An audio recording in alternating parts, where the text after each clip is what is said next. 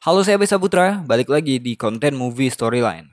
Kali ini saya kembali menceritakan sebuah film yang diangkat dari kisah nyata tentang tentara Inggris yang terjebak di ladang ranjau ketika bertugas di Afghanistan.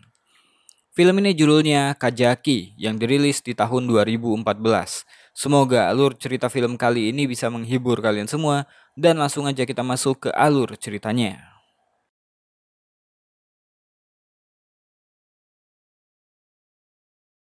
Film ini bercerita di tahun 2006, bulan September, ketika tentara Inggris berada di Afghanistan yang katanya untuk menjalankan misi perdamaian. Pada waktu itu, kesatuan tentara Inggris ada yang ditugaskan di Bendungan Kajaki, Provinsi Helmand di Afghanistan. Adalah seorang tentara Inggris bernama Jones. Dia baru didatangkan untuk membantu rekan-rekannya di sana. Bersama dengan seorang tentara bernama Prosser, Jones pun diperlihatkan dengan wilayah tempat dia ditugaskan. Mereka pun kemudian sampai di titik base pengawas yang dinamakan Base Athena Kilo 2 dan bertemu dengan rekan-rekannya yang lain sambil membagikan suplai yang Prosser bawa. Jones kemudian diperkenalkan dengan seorang pemimpin di sana bernama Mark. Jones dijelaskan beberapa hal yang ada di base tersebut. Bisa dibilang bertugas di Afghanistan adalah sebuah hal yang gak hanya berbahaya, tapi juga membosankan dan sumber daya yang serba terbatas. Ditambah lagi cuaca yang sangat panas. Jones juga berkenalan dengan seorang tentara lain bernama Paul. Dia adalah petugas medis di kesatuan ini. Paul memberikan sedikit obat-obatan yang diperlukan Jones di sana. Paul mengatakan posisi mereka di sana relatif aman karena milisi Afghanistan cuma menggunakan senjata-senjata kecil. Pada siang hari seperti ini mereka lebih bersantai, karena biasanya musuh akan menjalankan pergerakannya pada malam hari. Di siang itu mereka cuma menghabiskan waktu untuk bercengkerama satu sama lain, makan, minum, dan bersantai. Selain base Athena Kilo 2, di sisi yang berbeda ada juga base lain yang dinamakan Kilo 5. Di sana ada tentara yang bernama Gary, Smudge, Stuart, Pearson, Ken, dan Alex. Ketika menjelang malam, barulah mereka bersiap-siap untuk berjaga di base tersebut. Malam itu ketika melakukan pengawasan dengan menggunakan teropong night vision di base Kilo 5, tentara yang bernama Jarhead melihat ada aktivitas mencurigakan di sebuah pom bensin. Jadi dia pun membangunkan rekannya yang bernama Stuart untuk ikut memantau. Karena aktivitas musuh terlihat mencurigakan, jadi Stuart pun menghubungi base Kilo 2 untuk melaporkan hal tersebut. Baru aja Andy menerima kabar itu, baku tembak pun langsung terjadi di area pom bensin tersebut. Jones pun kemudian meminta bantuan udara pada pangkalan pusat yaitu Base Emerald. Karena suasana yang gelap dan gak mungkin memandu tembakan pesawat dengan laser, jadi mereka pun memutuskan menggunakan flare gun.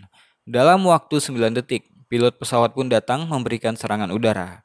Namun serangan itu malah meleset. Mark dan kawan-kawan pun kesal karenanya. Keesokan paginya, mereka masih berjaga secara bergantian. Jones bertanya pada Mark apakah milisi Afghanistan menggunakan ranjau seperti ketika mereka di Rusia.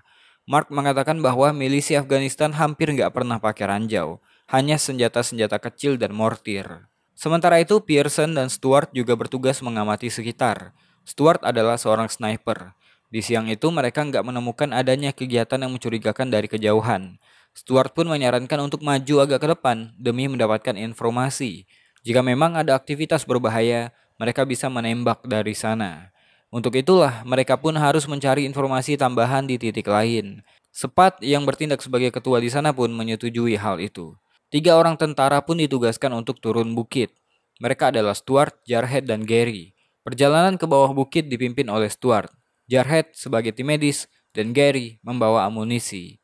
Singkatnya ketika sampai di bawah, Stuart pun menyuruh Jarhead untuk melakukan radio cek ke base Kilo 5 untuk menghubungi Pearson. Baru aja selesai menghubungi base, Stuart terkena ledakan. Jarhead pun kemudian buru-buru mengecek keadaan Stuart dan untungnya Stuart masih hidup. Stuart pikir dia terkena serangan mortir karena jarinya yang hilang. Ternyata dia baru sadar setelah Jarhead memberitahunya bahwa bukan milisi Afghanistan yang menyerang, tapi Stuart menginjak ranjau yang menyebabkan sebagian kakinya juga terbuncai. Setelah melakukan pertolongan pertama, Jarhead lalu menghubungi base Kilo 5 dan Kilo 2, tapi sayang nggak ada jawaban dari base Kilo 5. Gary kemudian disuruh untuk kembali ke atas dan meminta pertolongan untuk evakuasi. Di base Kilo 2, setelah mendapatkan kabar bahwa Stuart terkena ranjau, Mark dan kawan-kawan beserta tim medis kemudian memutuskan untuk menyusul ke sana. Singkatnya, Gary pun berhasil mengabari Pearson tentang kejadian tadi.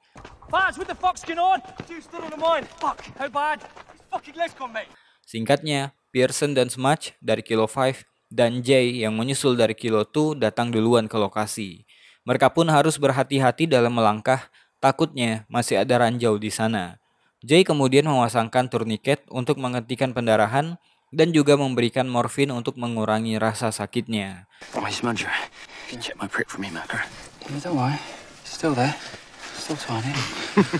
Tim penghubung yang beranggotakan John, Michael, Alex, dan Snoop juga sampai datang ke base Athena Kilo 5 untuk menemui Spud. Karena mereka kesulitan dalam komunikasi, jadi John memberikan alat komunikasi yang bagus supaya mereka dengan gampang berkoordinasi. Singkatnya, rombongan Mark pun menyusul. Sambil menunggu evakuasi, Paul mencoba untuk melakukan pertolongan pada Stuart, sehingga ketika penggerek datang, Stuart sudah siap untuk dievakuasi. Memang bisa dibilang dari anggota tim medis, Paul adalah orang yang paling bisa diandalkan. Sementara itu, sambil menunggu, tim yang lain menandai tanah tempat mereka berpijak karena takut masih ada ranjau di sana. Masalah lainnya adalah posisi mereka sangat rentan mendapatkan serangan. Mereka berada di lembah yang bisa dengan mudah mendapatkan serangan dari atas. Lagi sibuk ngerawat lukanya Stuart, tentara yang bernama Ken tiba-tiba mengatakan bahwa dia merasa menemukan sesuatu. Wait. I think I found something. No, it's just a rock. Jesus Christ. Sorry, lads. Ketegangan pun meningkat karena lokasinya dekat dengan Stuart yang lagi terbaring sekarat. Untungnya itu cuma batu biasa. Alex dan Snoop akhirnya tiba di lokasi. Alex memberikan alat komunikasi pada Mark untuk berkoordinasi dengan Spud yang ada di Kilo 5. Setelah mendapatkan perawatan, kondisi Stuart pun stabil. Mereka pun kemudian menghubungi base pusat untuk evakuasi dengan menggunakan helikopter dengan kerekan. Paul nggak menyarankan evakuasi menggunakan tandu karena posisi tubuh Stuart harus sejajar. Mengingat kondisi bukit yang curam, mereka akan kesulitan menjaga keseimbangan dan Paul bisa kehabisan darah jika dimiringkan terlalu lama. Untuk itulah mereka harus berpindah tempat. Mark pun menyuruh mereka bergerak ke pinggiran bukit yang agak menaik karena helikopter lebih mudah turun di sana. Situasi pun jadi tegang. Gimana tidak? Untuk bergerak ke arah sana, mereka harus membersihkan rute dan memastikan langkah kaki mereka terbebas dari ranjau. Luke dan Snoop ditugaskan untuk membersihkan rute. Dengan hati-hati, mereka pun mencari ranjau dan benar aja dugaan mereka. Snoop berhasil mendapatkan satu ranjau yang terkubur dalam tanah. Sementara itu dari base Kilo 2, Dave mendapatkan pergerakan Taliban. Michael kemudian mengabari pada Mark yang ada di bawah. Karena mendapatkan kabar itu, mereka pun kemudian mencoba menyusun strategi dan mempercepat untuk membersihkan rute. Ketika mereka sampai di pinggiran tebing, Pearson kemudian mengecek rute itu dengan kembali berjalan menuju mereka. Pearson pun berjalan dengan aman. Mark lalu memerintahkan mereka memindahkan Stuart ke sana. Stuart berhasil mencapai titik penjemputan. Mark mendapatkan kabar helikopter akan sampai ke lokasi dalam waktu 10 menit. Mark pun berterima kasih kepada beberapa orang yang hadir dan membolehkan mereka kembali ke base. Namun ketika mereka akan kembali, Pearson terkena ranjau dan menyebabkan kedua pergelangan kakinya habis. Jalur aman ternyata jadi jalur yang gak aman saat ini. Alex, Mark, dan Ken kemudian menolong Pearson yang kesakitan. Melihat kondisi makin chaos, Smudge mengajak Paul untuk membawa Stuart ke atas bukit. Tapi masalahnya dengan adanya ledakan kedua barusan, mereka jadi sadar bahwa nggak ada tempat yang aman di lokasi mereka berada. Saat ini mereka sadar kalau lagi berada di ladang ranjau. Di saat yang sama, helikopter pun datang untuk menjemput. Mark mengabari pada pusat kalau helikopter yang dikirim gak cocok untuk penjemputan karena lokasi mereka saat ini adalah ladang ranjau. Mark mengingatkan bahwa yang dia minta adalah helikopter dengan kerekan. Tapi pusat mengatakan saat ini cuma ada helikopter itu yang tersedia. Mark pun berkomunikasi dengan helikopter untuk tidak mendarat di lokasi karena panas dari heli akan memicu ledakan ranjau. Miskomunikasi pun terjadi. Awak helikopter nggak mengerti apa yang diisyaratkan oleh Paul dan kawan-kawan. Memang jarak antara helikopter dan mereka cuma 30 meter, tapi tetap aja itu beresiko. Mark kemudian berkomunikasi kembali dengan helikopter untuk menyuruhnya pergi dari lokasi. Kondisi itu bisa membahayakan mereka semua. Ketika helikopter pergi, angin dari baling-baling menggerakkan batu-batu dan di tengah kepulan pasir, Paul melihat ada ranjau yang meledak kembali.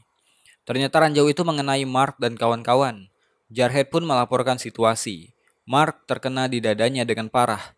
Pearson terkena untuk yang kedua kalinya, sedangkan Alex dan Ken mengalami cedera ringan. Alex berhasil dibawa oleh Jarhead karena posisinya yang dekat dengan bebatuan, sedangkan Ken gak bisa bergerak dari tempat dia berada. Di saat itu, semua beban ada pada Paul. Dia harus membuat keputusan untuk menyelamatkan rekan-rekannya, karena Mark sendiri juga sudah jadi korban. Ken yang mengalami impact yang gak terlalu parah menjadi andalan untuk melakukan pertolongan pada Mark dan Pearson. Paul pun menyuruh Ken untuk bergerak perlahan. Paul ingin Ken memasang turniket pada Mark supaya menghentikan pendarahan. Ken bukanlah tim medis. Agak sulit baginya untuk memasangkan turniket itu pada Mark. Ditambah lagi, Mark kesakitan banget ketika turniket itu mengenai luka di dadanya yang menganga. Karena dia tim medis satu-satunya yang tersisa dan semua peralatan ada padanya, Paul pun mau nggak mau melakukan hal yang nekat. Dia memutuskan untuk pergi ke tengah walaupun dia nggak tahu lokasi ranjau itu berada. Fuck! If you get yourself pinged halfway, we've got ourselves a whole new nightmare. No, no, Medica, this is the only fucking mech. Dengan nekat, Paul pun mencoba menjangkau mereka dengan melemparkan ranselnya dan mendarat kembali di atas ransel tersebut.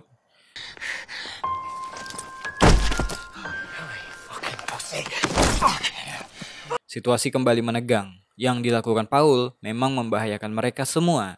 Tapi jika Paul nggak melakukan itu, mereka juga akan tersiksa. Sementara itu ketegangan juga terjadi dalam perjalanan ke Kilo 5. Alex mengalami retakan di tulang rusuknya sehingga udara terjebak di paru-parunya. Jarhead pun disuruh untuk melakukan tindakan yang mana pada waktu itu dia takut melakukannya, walaupun dengan arahan dari Alex. Untungnya bantuan pun segera datang dan Alex berhasil diselamatkan. Karena terbaring menghadap matahari, Mark meminta air minum pada Ken. Snoop kemudian membawakan 2 botol air yang diserahkannya pada Prosser. Oleh Prosser, dilemparkanlah botol itu pada Ken. Lemparan pertamanya meleset, untungnya Ken berhasil menangkap botol tersebut. Namun lemparan kedua terlalu lemah hingga Ken refleks menggerakkan kakinya dan meledakkan ranjau yang ada di bawah mereka. Ledakan itu sampai-sampai terdengar di Kilo 5 ketika Jarhead berhasil mengevakuasi Alex di sana. Kondisi makin parah. Untungnya Paul nggak mengalami luka yang serius. Ledakan itu cuma membuat kepalanya pening. Sedangkan Ken yang tadinya cuma cedera ringan, kini pergelangan kakinya juga hancur. Pearson terkena ledakan untuk yang ketiga kalinya, namun kondisinya nggak separah Mark yang tubuh serta wajahnya makin hancur. Prosser juga terkena cedera ringan di dadanya. Teriakan demi teriakan meminta morfin menjadi satu-satunya suara yang mereka dengar kala itu. 3 jam sudah berlalu, namun bantuan evakuasi belum juga datang. Untungnya morfin sebagai pereda sakit membuat teriakan-teriakan itu mereda. Namun Ken yang udah mendapatkan morfin masih tetap saja merasakan sakit, sampai akhirnya Paul menyuruh Ken untuk tetap tenang dan kuat. Paul kemudian menyuruh Snoop untuk mengecek kembali bantuan evakuasi yang dijanjikan. Karena semakin lama mereka di sana, mereka akan mati satu persatu.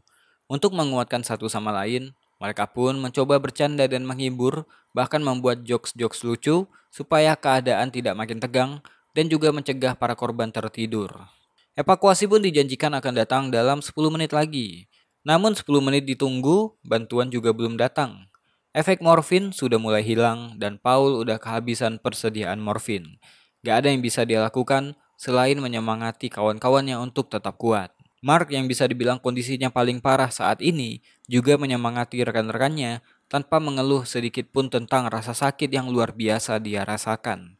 Bahkan untuk mencegah dehidrasi, Paul terpaksa meminumkan cairan infus pada Mark. Singkat cerita, helikopter dengan derek pun datang.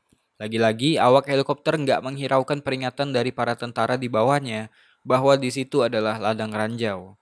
Tanpa berhati-hati, mereka melangkah membawa tandu untuk Stuart. Untungnya, dari ketidakhati-hatian itu nggak terjadi ledakan apa-apa. Stuart pun diderek ke atas. Begitu juga dengan Ken, Mark, dan Pearson. Satu persatu mereka dibawa untuk dievakuasi. Paul dan teman-temannya kemudian berhasil keluar dari sana tanpa ada korban lagi setelahnya. Dengan kondisi seperti itu, Mark masih aja mengkhawatirkan keselamatan rekan-rekannya dan memastikan semuanya berhasil keluar dari sana. Setelah diberitahu bahwa mereka berhasil selamat, Mark pun meninggal dunia dalam perjalanan kembali ke base pusat. Film pun selesai. Ken dianugerahi medali George dan aktif sebagai tentara ski dan persatuan tentara yang berlayar. Ternyata dia diketahui kebal dengan morfin, karena itulah dia merasakan sakit sepanjang kejadian. Alex ditugaskan kembali menjadi petugas spesialis penanganan bom. Stuart menjadi orang pertama yang diamputasi. Setelahnya dia kembali bertugas di Afghanistan dan mengunjungi Kajaki 2 tahun setelahnya. Jarhead, Jay, Luke, dan Gary meneruskan pengabdian mereka untuk militer Inggris. Jones menyelesaikan 3 tur lanjutan di Afghanistan dan terus mengabdi di militer Inggris. Pearson dianugerahi medali Ratu Gallantry. Dia banyak menyelesaikan skydiving untuk penggalangan dana buat veteran yang cacat. Prosser, Smudge, dan Spud meninggalkan militer dan memulai hidupnya sebagai orang sipil. Paul dianugerahi medali George. Dia meninggalkan militer 2 tahun setelah kejadian Kajaki. Sedangkan Mark meninggal karena lukanya. Dia menerima penghargaan Anumerta George Cross atas tindakannya hari itu. Mungkin itu aja buat video kali ini. Saya Abes Saputra, to be continued.